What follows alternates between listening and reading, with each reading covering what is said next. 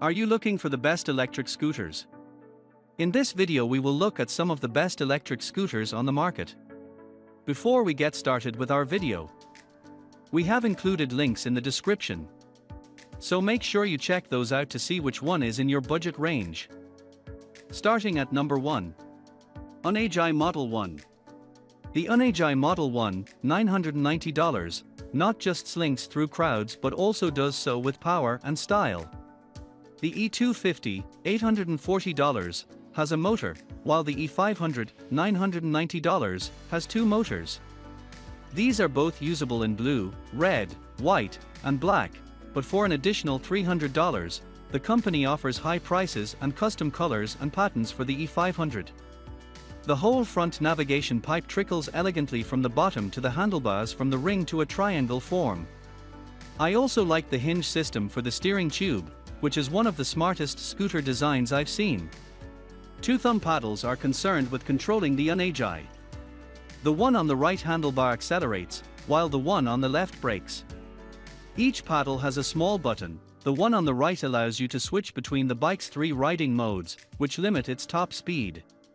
The left button activates the scooter's horn, which is loud and high-pitched as if Unagi stole it from a smoke detector. Two LEDs in the front provide a clear view of what's ahead when riding in the dark. While it was not as bright as the Gleon, it was more than adequate. The Unagi also has a large red taillight that stays on but flashes when the brakes are applied. The Unagi Model One produced a lot of power thanks to its dual 250-watt motors. It was most noticeable on a hill close to my house, where other scooters would slow to 5 to 6 miles per hour. The Unagi roared up it at around 12 miles per hour. At number 2. Segway Ninebot Kickscooter Maximum. The Segway Ninebot Kickscooter Max is thick and heavy, and over 40 pounds, but that weight is entirely due to the battery. The Kickscooter Max has an estimated range of 40 miles, which is nearly twice the variety of all other scooters, making it a better electric scooter for long rides. The Kickscooter Max can get up hills quickly and comfortably with a powerful 350-watt rear-wheel drive motor and large 10-inch air-filled tires. Our evaluations were only second to the Unagi in terms of maintaining speed as we climbed steep inclines. We also liked the Kickscooter Max's bell, which was big and loud enough to keep people out of our way. The Kickscooter Max has a bright color LED display that, while not as large as the Unagi's, provided all of the information I required at a glance. The Max has a single 350-watt motor in its rear wheel instead of the Unagi's dual 250-watt motors. However, the Max was sufficient to activate me up big hills nearly as easily as the Unagi.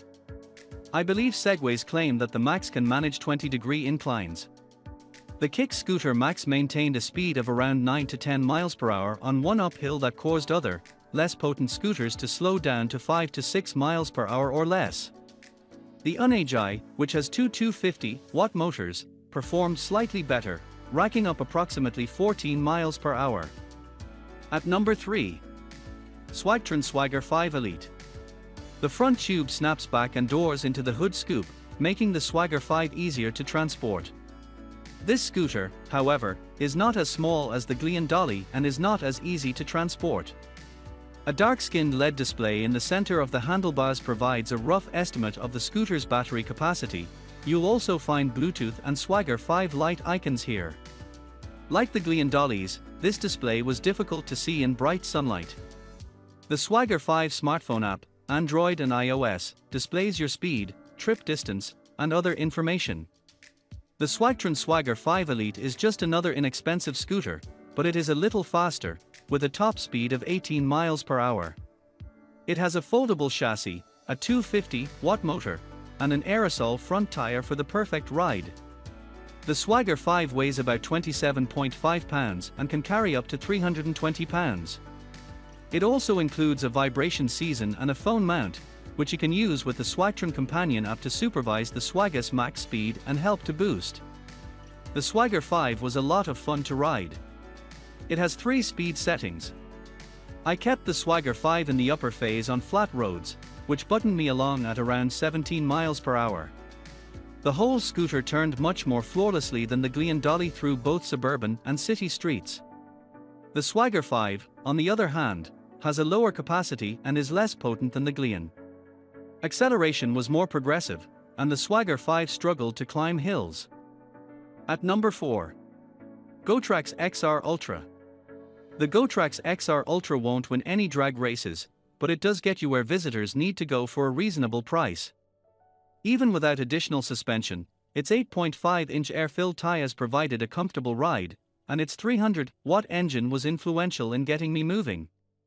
It only has a reflector strip on its rear fender, so if you apply the brakes, it's not as visible to traffic behind you as it would be on an electric scooter with brake light. Putting together the XR Ultra was a little more difficult than with other electric scooters. GoTrax has a simple thrust vectoring on the right handlebar, while the brake pedal and a dinky bell are on the left. A circular LED panel displays your pace and approximate battery life in the center. A small red button beneath turns on and off the scooter, activates the headlight, and switches first and second gear. The front-wheel 300-watt motor of the GoTrax is powerful enough on all but the steepest hills, where it slows to about 6 to 7 miles per hour, similar to the Swagtron Swagger 5 Elite. The XR Ultra's large 8.5-inch air-filled tires kept the ride fairly smooth despite the lack of additional shock absorption. Braking was also quick, bringing the scooter to a halt in seconds. At number 5. Razor E100. The Razor E100 is the top power scooter for parents looking for a scooter for their children to ride around town safely. It is in various colors and has twist grip acceleration controls and a hand-operated front brake. The E100 has a perfect speed of 10 miles per hour but has enough torque to get uphill or over steep bumps. And with a drive time of 40 minutes, that's plenty of time to get home. While we don't assume a scooter during this value to have headed in order or tail lights, we want to see front-rear reflectors, as well as a bell to warn others. These are basic safeguards on bicycles and should be on scooters as well. The E100 has a 100-watt motor connected to the rear wheel via a chain, making the scooter much louder than motors connected directly to the rear wheel. The Razor PowerCore E100, which has a nerve center motor, should be quieter.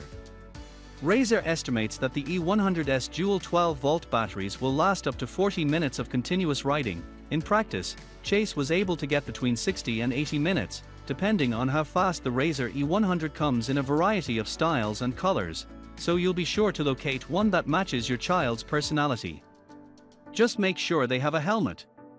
One disadvantage of the E100 is that it employs a conveyor motor, which is noisier than hub motors and may necessitate some upkeep over time.